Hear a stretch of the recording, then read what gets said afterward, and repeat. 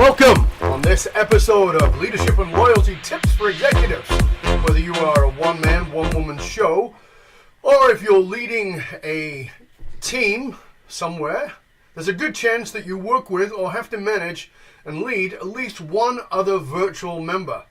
If you don't, you've probably heard horror stories about it, right? Well, on this episode of the show, I have a guest who is going to walk you and I through how to effectively manage and lead virtual team members. Welcome to Leadership and Loyalty Tips for Executives, part of the Full Monty Leadership Interview Series. I'm your host, Dov Barron, founder of Full Monty Leadership. If you're a new listener or viewer, thank you for joining us. Strap yourself in. We're about to go full Monty. If you're a regular, big thank you to you for making us the #1 podcast in all kinds of categories. Thank you so much. You are part of the reason that we've had over 1.5 million downloads. So thank you for sharing the show with everybody that you know.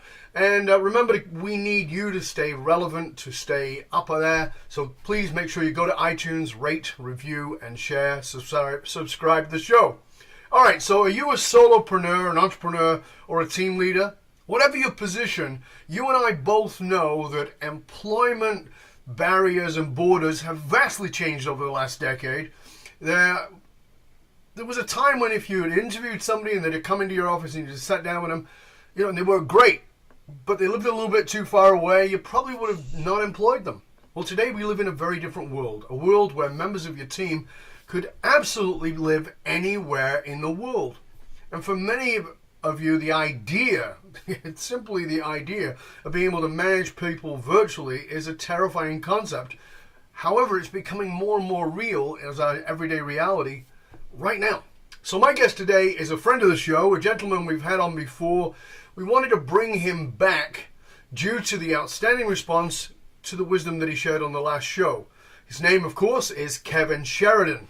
Kevin is an internationally recognized keynote speaker, a New York Times best-selling author, one of the most sought-after voices in the world of and the topic of employment engagement. He spent 30 years as a high-level human capital management consultant, helping some of the world's largest corporations break down detrimental processes and build cultures that foster productivity and engagement, earning him several distinction awards and honors in the process. He, as I said, is a best-selling author in 6 different categories like New York Times, Wall Street Journal, USA Today, and he's the author of The Virtual Manager, which explores how to most effectively manage remote workers. So put your hands together and welcome our friend, Kevin Sheridan. Welcome, Kev. Good to have you here, mate.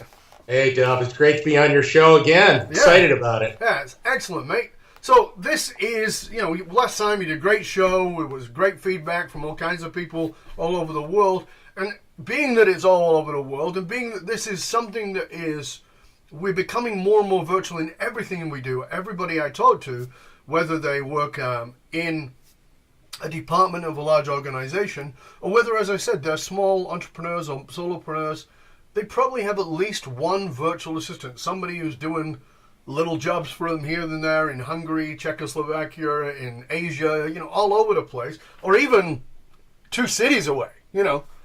It's that world has changed, and I think it's quite terrifying. How do you manage these people? Give us what's the #1 challenge that you see that people who lead virtually have struggle with? Well, that's chapter 2 of my book, The Virtual Manager. I dedicated chapter 2 to the issue of trust. And there are a lot of old school managers out there who are still needing to see people in order to manage them, which is frankly just silly. I loved your segue into the topic for today because it's a changing world of work. And we're not talking about thousands of people. We're talking about millions of people. As of today, Doug, 40% of the global workforce are remote. Wow. As of 2020, that figure will pop up to literally half the worldwide working population. So this is a huge issue. And there are managers that need to get their arms around getting comfortable in letting people work from home, letting people work remotely. And the segue that I love that you brought up there's a twist or a flip side to that, and that's when someone resigns. Yeah. 20 years ago, someone would come in and say to the manager, I've really loved it here, but my husband Harry's being transferred to San Diego, and here's my resignation letter. Yeah. And the manager would take the letter. Of course. Not anymore. No. They say, why would we lose an actively engaged A player? Now managers are smart enough to say, you go with Harry, your husband, to San Diego. We're going to set you up. You're going to become a remote worker. And how does that sound? And they'll even help pay for some of the relocation. It's the right thing to do. Yeah, and that makes sense. I mean, obviously it makes great sense. And as you said, in the past it would have been, oh, okay, we have to accept this. It's really sad that we're losing this great person. It makes sense, but that example you brought for me is the obvious one and the easy one, because here's this person who works with us, who we trust and who is great, and that trust is already there. But now I got to interview somebody over the net who lives in Cucamonga, wherever that may be, whatever country that may be, and they seem nice, but I don't have that history like you would have with the person you just How do we deal with that? Well, why choose failure? As I said the last time I was on the program with you, I cite a figure in my bestseller, which is called Building a Magnetic Culture. And that figure is the report card on new hires, which is not a very good report card. 59% of all new employees are gone within the end of the year. That's awful. So rather than letting the person move to San Diego and going through a recruiting process and experiencing failure again, go with the sure thing. Now, I understand why some managers have a hard time getting on board with this. And to be honest with you, Dove, I used to be that person. All right. And I know exactly what clouded my judgment. First of all, I was unaware of the myriad benefits that come with virtual workers. And I'm not talking just benefits for the employee. I'm talking about benefits for the employer. IBM, in one fell swoop, years ago, they told a quarter of their worldwide population, stay at home. We don't want you in the office. They saved $700 million in real estate costs each year. That went right to the bottom line, Doug. So it was interesting because I'm sure you remember 2 years ago when Marissa Mayer at Yahoo came out and told her workforce, who used to get the benefits of working from home, get the benefit of dropping the kid off at school, picking them up at the bus stop, she banned that. And so I sent her, and she got maligned in the press as she's being maligned today, and I don't know how long she'll still be employed at Yahoo, but I sent her a copy of my book, and I said, Marissa, I don't understand you're banning working from home. Just read chapter 1. Chapter 1 covers all of the benefits. And by the way, she did it, the ban she did under the guise of, we want to be a best place to work. Well, the reality is 82% of the Fortune 100 best places to work have a work from home policy. Right. They're smart. The other thing that happens is that the people that have worked from home in the past, 81% of them said, I was more productive. Yeah. And you know why they're more productive at home? They are not going to experience what I call the thief of corporate productivity, and that is interruptions. Right. The average North American worker is interrupted 60 times each day at a corporate environment. Wow. Yeah, 60 times. And you want to see how many times after the interruption does the employee get back to the task at hand? Only 40% of the time. So the other 60%, they got to start all over again. Yeah. This is real cost. Gallup, by the way, a former competitor of mine when I was in the survey measurement business, they did a study last year to actually prove that people that are working from home put more hours in. They're more productive, and frankly, they're more engaged. 32% engagement versus 28%. If those aren't compelling reasons to get an old school manager over the hump and let people work remotely, I don't know what is. Well, I think that the old school thinking is I think it's based on their own thing, which is, when I'm at home, I don't want to work. I want to be separate from it, because these old school guys are the guys who did 60 hours a week at work, and when they got home, they got their partner said, hey, we'd like you to be home, stop working. And so they disciplined themselves not to work at home. So in their brain, it's still the same, as opposed to, I know that I work certain days a week from my home office. And the days that I work from my home office, I do an average of about 14 hours a day. If I go to the office, to my other office, which is a location, I'll do about 9 to 10. Fascinating that my day where I could just get up and walk away at any point in time, I could go screw around on Facebook or do something like that, I'm more in the zone. And remember, you and I, we're in that older age bracket. I am. You're only just over 40. You're too kind, Bill. Too kind. But, we're in that bracket. We grew up with that. We grew up with the idea that you come to work at X o'clock and you leave at X o'clock and you don't do anything in between. Well, the thing is, you know this because we talked about engagement last time.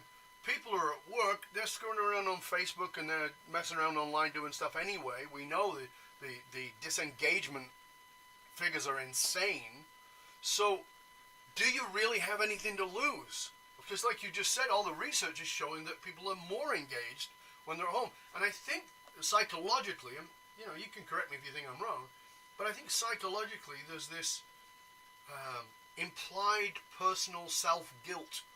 So if I'm at home, I have to do a little bit more. I kind of got to prove myself. Sure. Particularly if I'm in a certain generation. I think it's a different story a little bit with millennials because they understand that mode. But with those of us who are Gen X and Boomers, we kind of have this, if I'm at home, I better really be doing this because my boss probably thinks I'm slacking off anyway. Well, and you also probably had a parent that said, son, if you take a paycheck, you better earn it. Yeah. You've got that work ethic, the old school work ethic. Yeah. I'm not saying millennials don't have work ethic. And frankly, I'm a huge fan of millennials. It was without the coaching of two of my millennial employees, I would have been that old fuddy-duddy, right, old school, I need to see you. I didn't realize they were schooling me, Dub, but they really coached me at one point in time. The best hire I made in 30 years looked me in the eye and said, Kevin, do you trust the people that work here? And I said, yes. She said, let go. Let go. And she said, if they are exceeding or meeting your expectations, who cares if they're off eating ice cream in Millennium Park or flying a kite or on a golf course? Frankly, good for them. Yeah. They deserve to be on a golf course. If they are exceeding your expectations, who cares? And the reality is 70% of all people, regardless of what age bracket, they want to work from home. And you look at the millennials, you look at the age bracket from 35 to 44, which includes some Xers as well. Literally 81% of those people want to work from home. Yeah. That's astounding. So why not let them and why not make them even more engaged in their job? Now, I'll put an asterisk on what you said, Dub, about what do you got to lose. You got a lot to lose if you hire the wrong remote worker. And that's what I was just coming to, because there is, like we talked about before, you've got that person who did work for you, and now they want to be remote. Terrific, I already have trust in you. But I think the hiring process is a challenging process, period. Whether they're in office or out of office. But I think it's probably even scarier when the person is virtual. So what's your guidelines for helping people really do great hires, with somebody who's on a screen in front of you as opposed to right in front of you? You can't read quite the same over Skype or a similar system as you can with a person in a room with you. Absolutely. Well, I address this in the book because after the chapter on trust, I talk about selection. And you've got to make sure you're hiring the people that have 4 key qualities. I call these qualities the self features or the self characteristics. What you want, and by the way, as long as you brought it up, I'm a firm believer in if you're going to make someone a job offer, you don't do it with a Skype interview. You can maybe in a preliminary interview, but within economic reason, if you can fly them into corporate for a live interview, it's worth the money because you'll see the little nuances and things you'll pick up on that might be red flags. I think the last time I was on, we talked about the non-negotiable list. Absolutely. Which are those things you see that you just don't want to, they're deal breakers. Yeah. You're not going to see those over a Skype call. So I'm a big believer. Get the person in if you're going to make them a job offer and have that final interview in person and have them meet the team. One of the keys is fit. Are they in alignment? Do they get a chance to see your culture and see that they fit, which is an important thing. Yeah. So the self-features. Self-feature number 1, self-starter. These people that are successful workers, that are self-starters, they don't need a boss to nudge them in the butt. They don't need somebody monitoring, saying, well, how are you doing on that project? They will ignite themselves in the morning. And you know what? It starts immediately when they roll out of bed. My brother-in-law is a remote worker, and when I wrote the book, I asked him, I said, Dan, do you think your employer's getting a deal with you? And he just laughed in my face. He says, I'm working the minute I get up, and the last thing I do is before I unplug my computer, is I check my email. So that's a self-starter. They don't need a nudge. Maybe get a cup of coffee, but they're ready to rock and roll at home. Second one is self-motivated.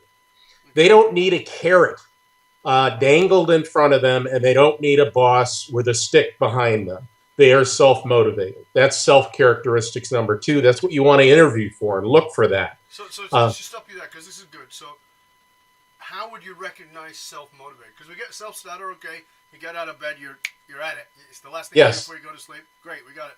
How do you recognize self-motivated? Well, I think it's important to ask them what their drivers are. What drives their employee engagement? And if they answer things like, I love my job content. They'll describe the position as, I just am passionate about engineering, and I like creating things, or I like fixing things. You can feel it, Doug. You can feel that motivates them. Right. And get them out on the table. Get the drivers of their engagement out on the table. Also, when you're looking at their resume and you're looking at their work history, is there evidence that they've been a self-motivated person? Right. Look for that concrete evidence, and if you don't see it, ask them in a job interview. Does that help? Absolutely. That's great. Okay. Great. Number 3. Number 3, self-discipline. They have absolutely self-discipline. They're highly organized. They have short-term lists, medium-term lists, long-term goals and lists. They are stellar at time management. They're disciplined about their time and about when they need to accomplish their goals. That's self-discipline. That's the 3rd of the 4 self-characteristics. By the way, folks, as you're listening to this, I hope you're writing them down, because you can see that I'm writing them down. These are important. You need these. So take the time. I know you're probably listening to this in the background. If necessary, go back, rewatch, re-listen to this piece. Because what Kevin's giving here is super powerful. These 7 self-pieces when hiring. By the way, I just want to put a little asterisk and say, when you're hiring virtually, but asterisk is when you're hiring, period. Yes. I think these are super valuable. Please. Actually, Dove, let me weigh in on them writing it down. I actually would prefer that they not write it down. Go to my website and buy my book, The Virtual Manager. If you're serious about virtual management, you don't have to write it all down. Their best practices on this are in the book. And at the end of the podcast, I'm sure you'll ask where they can get it. Absolutely. But I still say write them down and then buy your book, because you're going to need these. And I'm sure that the book will go into much greater detail of actually understanding them, because we can only do a certain amount in a certain amount of time here. But write them down. Get this. This is vital for you. This is great stuff Kevin's sharing with you. I want you to value it. And yes, invest in a book. Jesus, a book? Are you nuts? I mean, I think books are the most insane thing ever. You and I give hundreds of thousands of dollars worth of information in a book for $20 or whatever it is. Like, get the book. If you can't afford to hire Kevin, get the book. And if you can afford to hire Kevin, get Kevin. Forget the book. Get the book after, to remind you of what Kevin taught you. Those are important. Let's keep going. Number 4. Well, before I get to number 4, I will say, Dove, that it is a best practice to write everything down. Every one of the people listening to this, when you go to a training session or a workshop, if you write it down, even though you're going to get a copy of it, you will retain 50% more information in your brain. Yep. Your hard drive will store that in a great place when you write it down. Number 4, without further ado, number 4 is self-sufficient.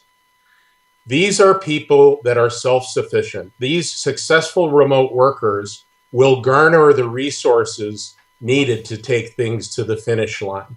They're not going to necessarily need a lot of collaboration, a lot of input from their coworkers, a lot of guidance from their manager, which brings up, are millennials good remote workers? Well, this is some of the things that they need to be trained on. If they're going to be in a remote position, they can't expect great amounts of collaboration. I mean, you can try because it's important to the millennial.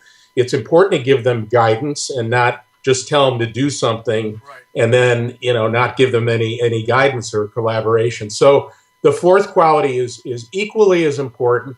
Are any of these more important than the other? No, I put them on equal weighting. Right. And along with the fifth, which was number one, which is, do you trust these people?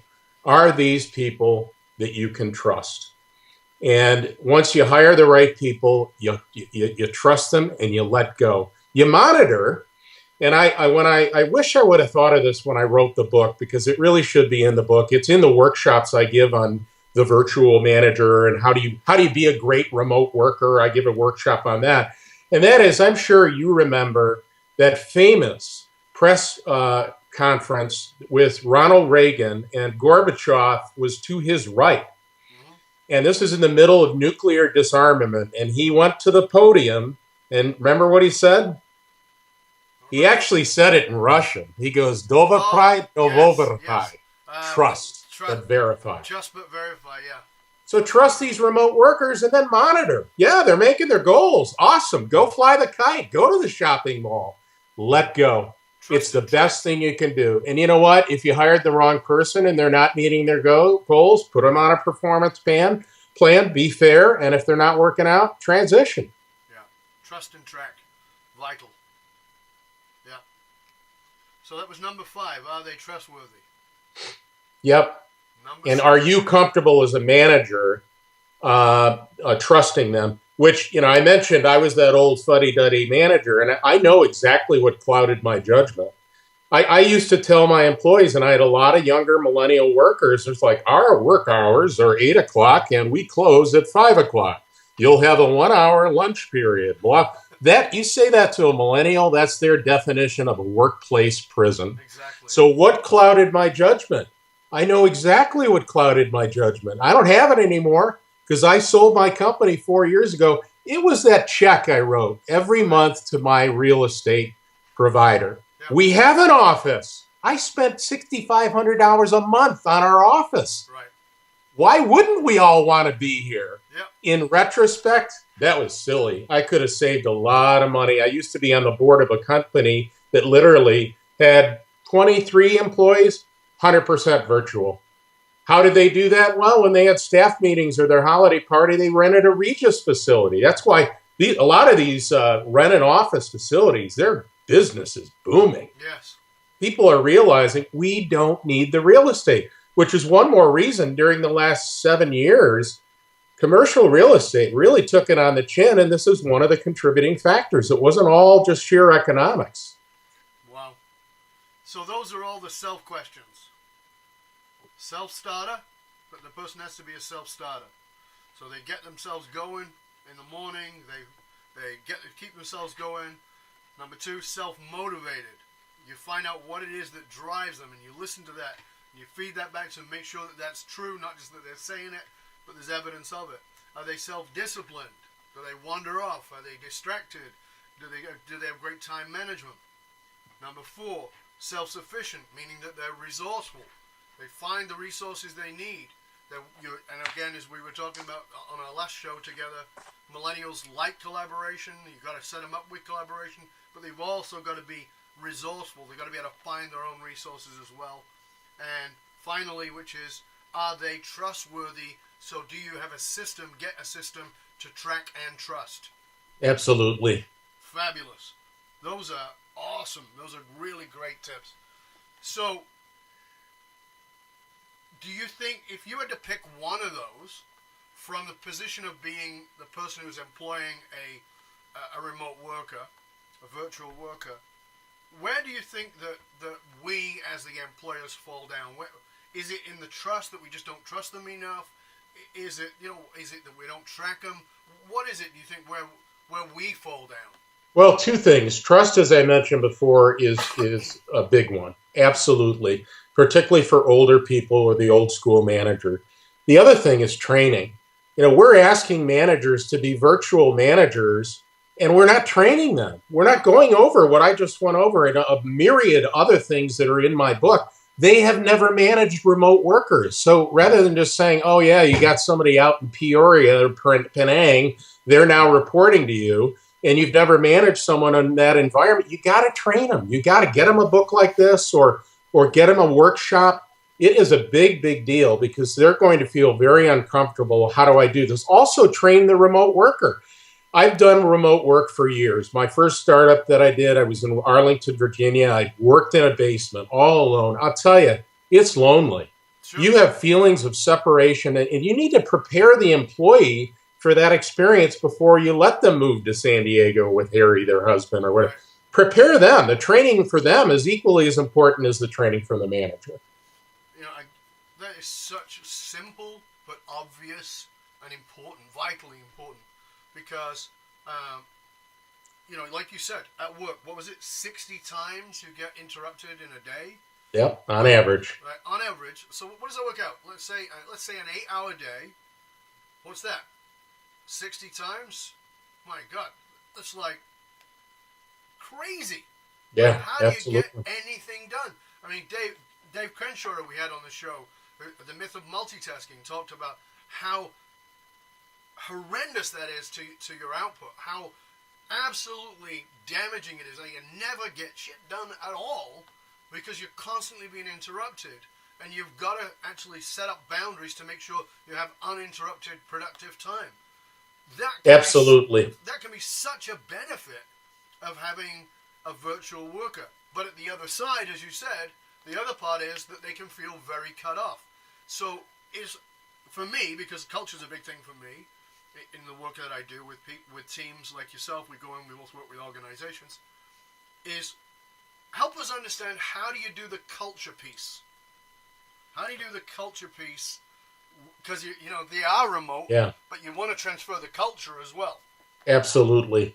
And then just to warn you, Dub, I'm actually going to be interrupted in about 8 minutes by a taxi cab that'll take me to O'Hare, and then I'm going to fly just south of you. I'm going to Seattle today. But culture is so important. On my website, which is www.kevinsheridan.com, there is a blog. My most recent blog is entitled Culture Eats Strategy for Breakfast, which is what Peter Drucker said years ago. And then I put, and maybe for lunch too.